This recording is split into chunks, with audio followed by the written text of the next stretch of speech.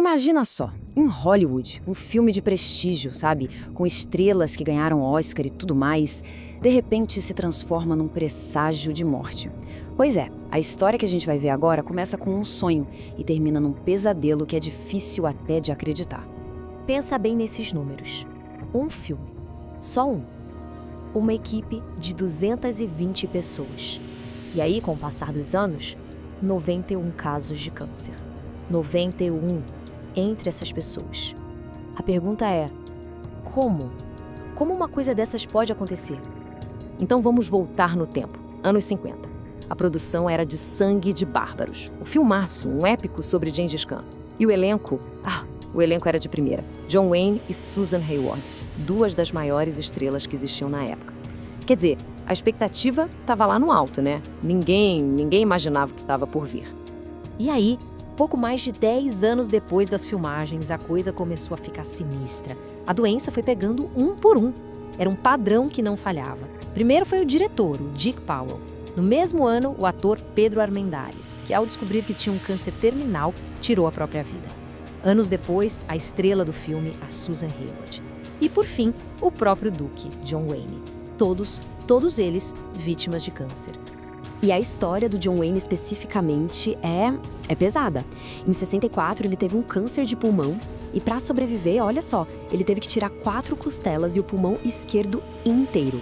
Ele conseguiu, venceu essa batalha, mas anos depois a doença voltou. Dessa vez no estômago. E aí, não teve jeito. Bom, com tanta gente morrendo, todo mundo da mesma doença, todo mundo do mesmo filme, a pergunta que não queria calar era: o que está acontecendo aqui? Será que eles mexeram com alguma coisa que não deviam? Será que o filme era, amaldiçoado? Só que a verdade é bem mais assustadora do que qualquer história de fantasma. Porque o que aconteceu ali foi real. Foi um erro humano, com consequências, devastadoras. É aqui que a história toda vira de cabeça para baixo. O verdadeiro culpado não era uma assombração, não era uma praga. Era uma coisa que ninguém podia ver, nem ouvir. Silenciosa e mortal. Era radiação.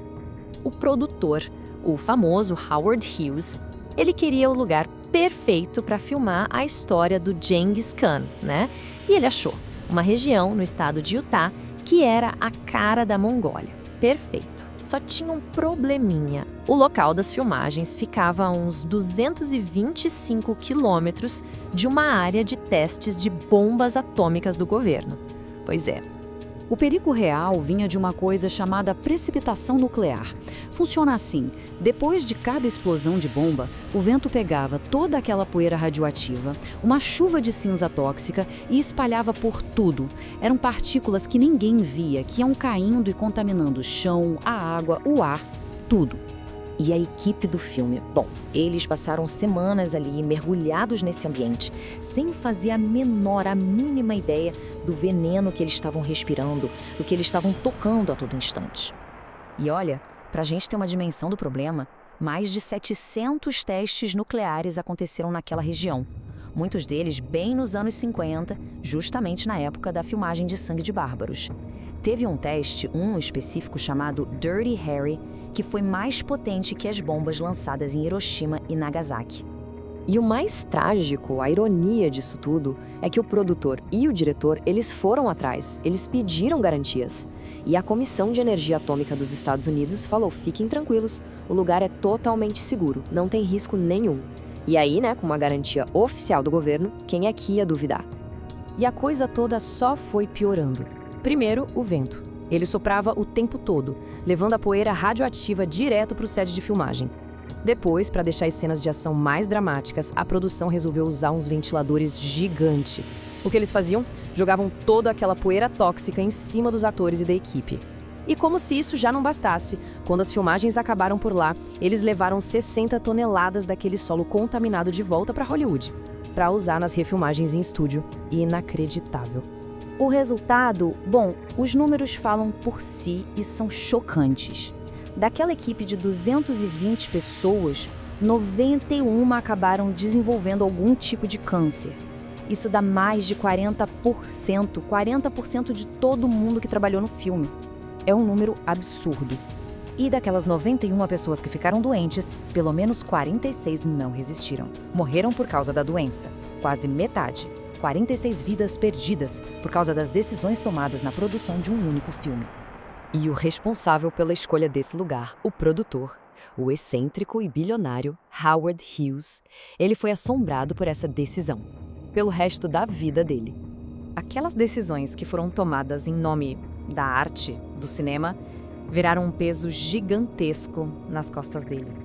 O Hughes carregou essa culpa, a responsabilidade de ter levado toda aquela gente para um lugar que era basicamente uma armadilha mortal.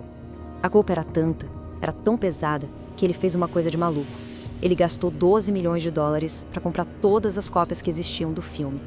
A ideia dele era fazer o filme sumir, desaparecer, como se, escondendo o filme, ele pudesse apagar a tragédia. E nos seus últimos anos de vida, quando ele já vivia totalmente isolado do mundo, dizem que o Howard Hughes não fazia outra coisa a não ser assistir a Sangue de Bárbaros. De novo, e de novo, e de novo. Era como uma tortura que ele mesmo se impôs, sabe? Revivendo o tempo todo o erro que causou sua maior culpa. Ele fez isso até morrer, em 1976.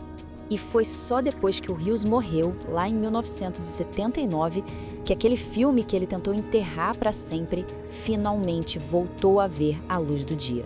Foi quando o público pôde assistir de novo, depois de anos. No final das contas, a história desse filme deixa a gente com uma pulga atrás da orelha, né? Uma maldição, claro, dá uma boa história de terror. Mas a verdade é sobre poeira invisível, sobre garantias que não valiam nada, sobre decisões trágicas. Isso é muito, mas muito mais perturbador. E aí fica a pergunta: o que dá mais medo? Uma força sobrenatural ou um perigo bem real que a gente às vezes escolhe ignorar?